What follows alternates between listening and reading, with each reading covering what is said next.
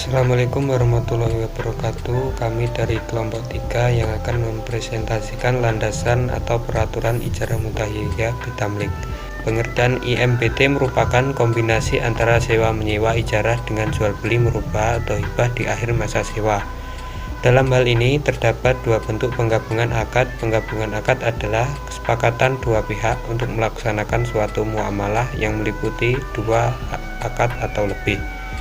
Landasan hukumnya sendiri yaitu Pasal 19 Ayat 1 Undang-Undang Perbankan Syariah Nomor 21 Tahun 2008 yang mendefinisikan tentang ijarah mutahiyyah bitamlik adalah akad penyediaan dana dalam rangka memindahkan hak guna atau manfaat dari suatu barang atau jasa berdasarkan transaksi sewa dengan opsi pemindahan barang. Selanjutnya, saya akan menjelaskan mengenai Undang-Undang Perbankan Syariah, yaitu pada Fatwa DSN MUI nomor 27 garing DSN MUI garing 003 garing 2002 yang menyatakan bahwa pembiayaan ijarah muntahiyyah bitamlik merupakan perjanjian sewa-menyewa di mana pihak bank sebagai pemberi sewa dan pihak nasabah sebagai penyewa pada objek tertentu dan dalam waktu tertentu, di mana pada akhir sewa nanti kepemilikan barang akan berpindah kepada nasabah setelah masa sewa itu berakhir. Kemudian yang kedua yaitu berdasarkan pembiayaan ijarah muntahiyyah bitamlik, tidak dimungkinkan suatu barang yang disewa akan berbalik nama ke nasabah sebelum masa sewa itu berakhir. Yang kemudian nomor 3 yaitu apabila terjadi pelanggaran yang tidak sesuai dengan prinsip syariah, maka pembiayaan ijarah muntahiyyah bitamlik bisa dibatalkan. Kemudian untuk landasan hukum ijarah itu ada Al-Quran, ada hadis, ada ijma, ada kaidah fikih, dan juga ada hukum-hukum positif di Indonesia. Sini saya ingin menjelaskan tentang dasar hukum ijarah yang telah dijelaskan dalam Al-Quran. Ada 3. Yang pertama dalam Quran surat Az-Zuhruf ayat 32 yang artinya, apakah mereka yang membagi-bagikan rahmat Tuhanmu? Kami telah menentukan antara mereka penghidupan mereka dalam kehidupan dunia, dan kami telah meninggikan sebagian mereka atas sebagian yang lain beberapa derajat, agar sebagian mereka dapat mempergunakan sebagian yang lain, dan rahmat Tuhanmu lebih baik dari apa yang mereka kumpulkan. Yang kedua dalam Quran surat Al-Baqarah ayat 233 yang artinya, dan jika kalian ingin anakmu disusukan oleh orang lain, tidak dosa bagimu apabila kalian memberikan pembayaran menurut yang patut. Bertakwalah kepada Allah dan ketahuilah Allah Maha melihat apa yang kalian kerjakan.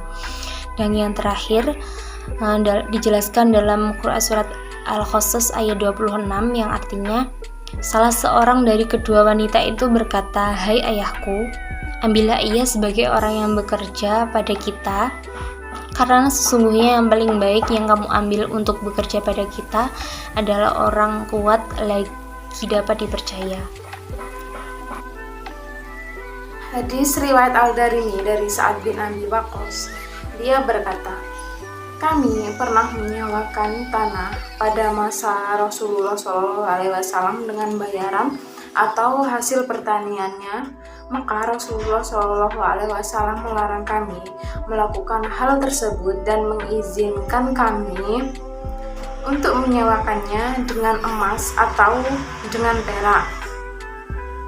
Selanjutnya, hadis riwayat Tirmizi dari Amr bin Auf dari ayahnya dari kakeknya bahwa Rasulullah SAW bersabda, perdamaian dapat dilakukan di antara kaum muslimin kecuali perdamaian yang mengharamkan hal yang halal atau menghalalkan yang haram, dan kaum muslimin terikat dengan syarat-syarat mereka kecuali syarat yang mengharamkan yang halal atau menghalalkan yang haram. Kemudian yang selanjutnya ada ijma. Ijma ulama tentang kebolehan melakukan akad sewa menyewa. Kemudian kaidah fikih. Yang pertama, pada dasarnya semua bentuk muamalah boleh dilakukan kecuali ada dalil yang mengharamkannya. Yang kedua, menghindarkan mafsadat, kerusakan atau bahaya harus didahulukan atas mendatangkan kemaslahatan. Selanjutnya saya akan menjelaskan tentang hukum positif Indonesia. Berdasarkan Undang-Undang Nomor 21 Pasal 9 Ayat 1 Tahun 2018 tentang Perbankan Syariah, yang dimaksud dengan akad ijarah adalah akad penyediaan dana dalam rangka memindahkan hak guna atau manfaat suatu barang atau jasa berdasarkan transaksi sewa tanpa diikuti dengan pemindahan kepemilikan barang itu sendiri. Sedangkan menurut Neneng Nur Hasanah tahun 2017, yang dimaksud dengan akad ijarah muntahiyah bitamlik merupakan akad penyediaan dana dalam rangka memindahkan hak guna atau manfaat suatu barang atau jasa berdasarkan transaksi sewa dengan opsi pemindahan kepemilikan barang tersebut.